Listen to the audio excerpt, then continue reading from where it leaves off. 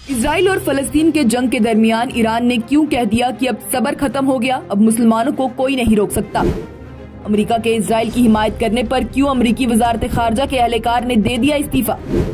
किस तरह से दोनों ममालिक में चल रही इस जंग से हिंदुस्तान को हो गया 2.39 लाख करोड़ का नुकसान। क्या है ये पूरी खबर और अब तक इस पर क्या कुछ बयानात सामने आए हैं, आइए आपको बताते हैं। 7 अक्टूबर से शुरू हुई इजराइल और फलस्तीन के बीच की जंग अब सिर्फ वहां तक नहीं रुकी है। अब धीरे धीरे इसका असर पूरी दुनिया पर देखने लगा है।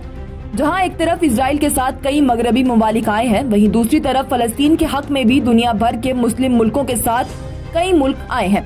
स्कॉटलैंड ने तो फलस्तीन से निकाले जाने वाले लोगों को अपने पास जगह देने तक का भी ऐलान कर दिया। कल गाजा के एक अस्पताल पर हवाई हमला हुआ, जिसमें अभी तक कम से कम 600 लोगों के मरने की खबर आई है।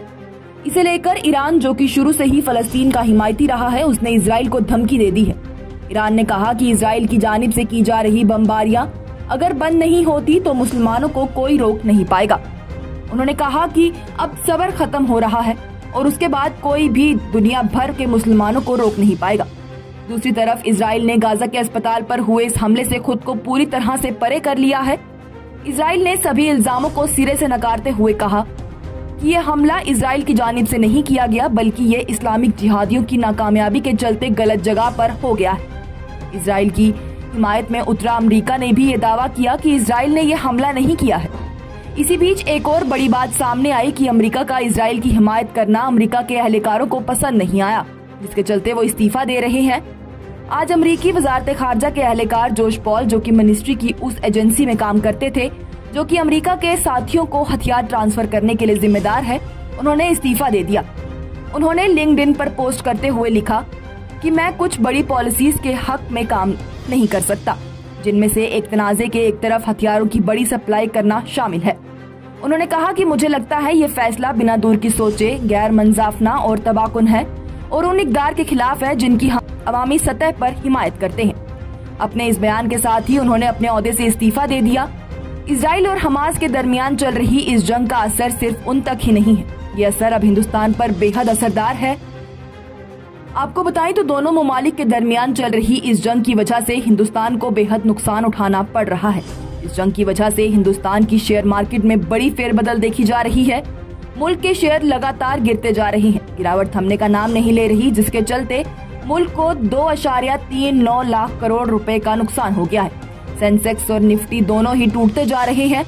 आज शेयर मार्केट खुलते ही बड़ा धक्का लग गया और 550 नंबरों से भी ज्यादा सेंसेक्स गिर चुका था और साथ ही सोने की कीमतों में भी शदीद इजाफा लगातार होता जा रहा है।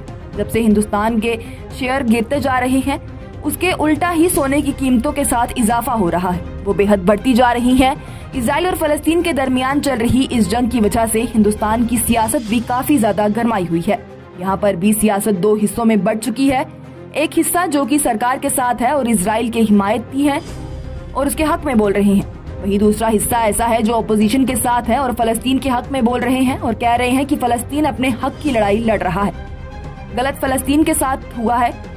इसी बीच मोदी हुकूमत पर भी कई हरफे तनकीद किए गए कि उन्हें फलस्तीन के बच्चों और वहां के लोगों का दुख नहीं दिख रहा जिनके साथ जुल्म हो रहा है।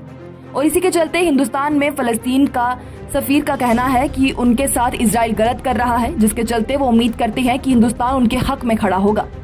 वहीं कल गाजा के अस्पताल अल अहली में हुए धमाके को लेकर वजीर आजम मोदी की जानिब से एक्स पर लिखा गया।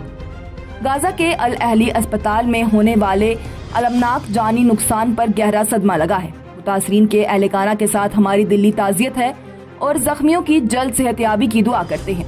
मजीद लिखा गया कि जारी तनाज़े में शहरी हलाकतें एक संगीन और मुसलसल तशवीश का मामला है, मुलविस अफरादों को जिम्मेदार ठहराया जाए।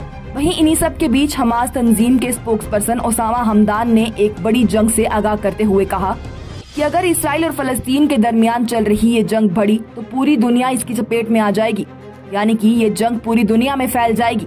अब इसराइल और फलस्तीन के बीच इस जंग में दुनिया भर की क्या कुछ सूरत हाल है वो हमने आप तक पहुंचाई। आपकी इस बारे में क्या राय है हमें कमेंट सेक्शन में जरूर बताएं।